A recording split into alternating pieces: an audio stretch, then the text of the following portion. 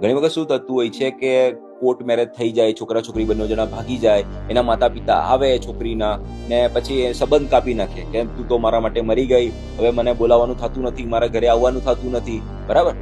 મારી જે કઈ મિલકતો છે એમાં હવે હું તને કોઈ પણ પ્રકારનો અધિકાર આપીશ નહીં. તારા બાપ દાદાઓની જે મિલકતો હતી એમાં પણ હું તને ખારીજ કરું છું, હું કોઈ અધિકાર નહીં આપીશ. ને આ કાગળ છે એમાં મને ખાલી સહી કરી આપ. આવી બધી વસ્તુ થતી હોય છે.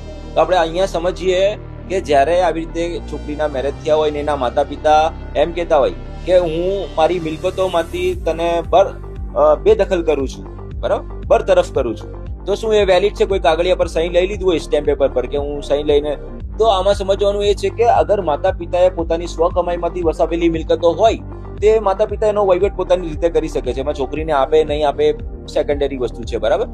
પણ વારસાગત મિલકતો હોય, વારસાગત મિલકતોમાં અગર છોકરીનો અધિકાર ચાલી આવેલો છે, છોકરીનું નામ ચાલી આવેલું છે કે છોકરીનું નામ કદાચ ચડાવેલું પણ નથી, પણ વારસાગત મિલકતો હોય જે દાદાની પ્રોપર્ટી હોય, તો એની અંદર કોઈ પણ પ્રકારના કાગળિયા તમે કરી ને એમાંથી છોકરીનો અધિકાર કાઢી નથી શકતા.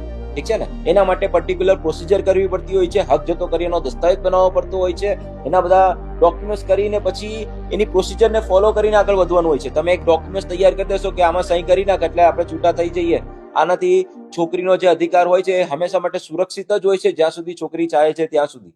એટલે ઘણા વાલી એવું કરતું હોય છે કે ભાઈ આમાં સહી કરી નાખ એટલે તું છૂટી ને હું છૂટા. પણ ભવિષ્યની વાતો કરીએ તો આ કાગળિયું કોઈ માયને રાખતું નથી હોતું. ઘણી વખત આ બધી બાબતોને કારણે ઘણી પરેશાનીઓ થતી હોય છે, ઘણા ઝઘડાઓ થતા હોય છે. પણ આ વસ્તુ વિચારવા જેવી છે. જે તે સમયે કદાચ ઉઘરા ઉઘરી હોય ને કે આ કાગળમાં સહી કરી નાખ, તો કરી નાખવી જોઈએ. લોને કરી નાખવાની ભવિષ્યમાં જે કઈ વસ્તુ હશે જોવાશે. એ કાગળિયાનું કોઈ મહત્વ નથી. ઓકે.